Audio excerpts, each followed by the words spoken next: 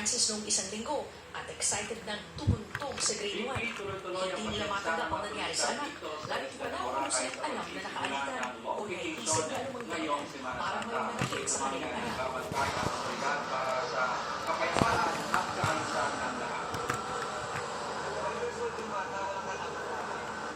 Tungkol din muli pagbigay ng panayam ng Navotas City Police habang nagpapatuloy ang kanilang investigasyon sa investigasyon sa nangyaring krimen. Diyan sa Bigendo, ABS-CBN News. Yung atmosphere, yung vibe ng isla. Mga kilis, island natin, ating gusto rin nila mag-inhibit. At kahit mahal ang petrolyo ngayon, worth it para kay Rodel ang 6 na oras na biyahe mula naman sa Mandaluyong, Iloilo City. Pinaka-plano siya sa January. Pero higit sa pag-i-enjoy, magninilay-nilay pa rin ang mga narito para sa Semana Santa. Kaya naman ang pamilya Tanaka mula Japan, plano rin bumisita sa simbahan. Wanted na po kami dito.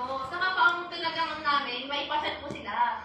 So, kung makapunta man po kami ng simbahan, siguro sa Islam. Kaya paalala ng munisipyo ng Malay na may sakop sa Boracay, sumunod ang lahat sa protocols gaya ng pagbabawal sa malakas na pagpapatugtog. Ang gamay ng respeto dahil, of course, ato niya kina sinislibar nato ng amo na inadlaw. Para maging solemn naman ang pagbakasyon, no? And naupod na ang kapansan at mga Ginoo. Mahigpit pa rin ipinapatupad ang instruksyon at seguridad sa Pagban at Katiklan Jetty Ports.